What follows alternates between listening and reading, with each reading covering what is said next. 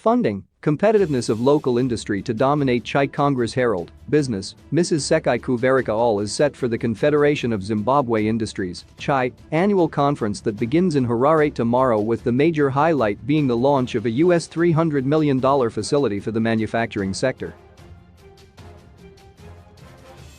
This year's conference will be held under the theme, Globalize, meaning local firms must adapt to global trends.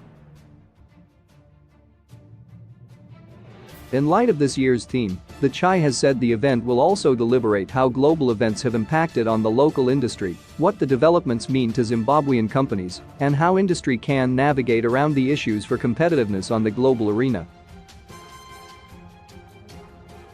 Chai, which is Zimbabwe's largest industrial representative body, has outlined that the first day of the three-day annual conference will this year focus on funding innovations. All is set for this year's annual conference, which begins in Harare on Wednesday this week. Confirmed attendees at Congress include large corporates, government ministries, small to medium-scale enterprises and members of the diplomatic community, said a Chai official following an inquiry by this paper. Canadian Chamber of Commerce Senior Research Director, Ms. Marwa Abdu and University of Cape Town's Graduate School of Business Director, Dr. Catherine Duggan are part of 5 international speakers at the conference that will be officially opened by President Mnangagwa on Friday. Registration for exhibitions is also continuing with several startups having registered to exhibit at the New Companies and New Products, running concurrently with the Congress. The aim is to highlight the industry new products, technological advances and new companies on the market. Attendees can look forward to witnessing the launch of the Digital Network for Business-to-Business Commerce, the US $200 million supply chain finance facility for raw materials and equipment, and the US $100 million investment and value chain program, said the official. Chai Chief Executive Officer, Ms. Sekai Kuverika, at a press conference in Harare a fortnight ago, revealed that her organization in partnership with Loida Capital and Raindew Trading were launching the above funding facility for industry financing, procurement of raw materials, equipment and working capital as well as possible investments into other value chains.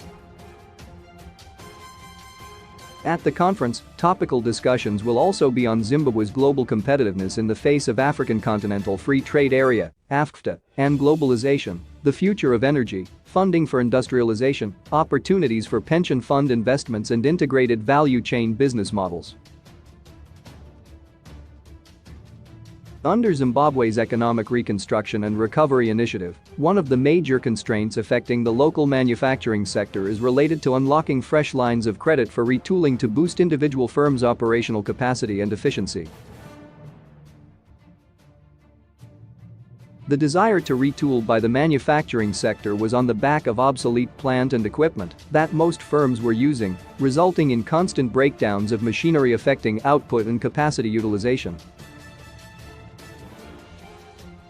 It is against this backdrop that the government has in recent years also come up with several other financial packages to bail out local firms in their pursuit to retool and address working capital constraints.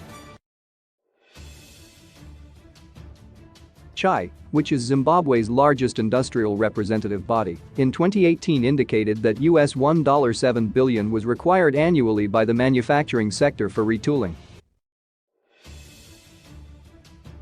Deliberations at this year's Chai Annual Congress will be on issues of geopolitics, geoeconomics and the emerging trends across all the global dynamics and what these mean for Zimbabwean business and the economy at large. In the aftermath of the Russia-Ukraine war, Zimbabwe has not been spared from the impact of the conflict in that part of the world on account that the two conflicting nations are the world's suppliers of commodities such as petroleum and cereals like wheat and maize. Resultantly, the supply of the above commodities remains subdued, while demand is constant, triggering imported inflationary pressures world over. The last day of the conference will focus on how industrialists and businesses build an effective economic growth coalition between themselves as the private sector and the government. CZI members are also, during the conference, expected to learn how other governments and business have managed to collaborate effectively, and input will also be on the key drivers of global competitiveness and derive lessons for application to the Zimbabwean situation.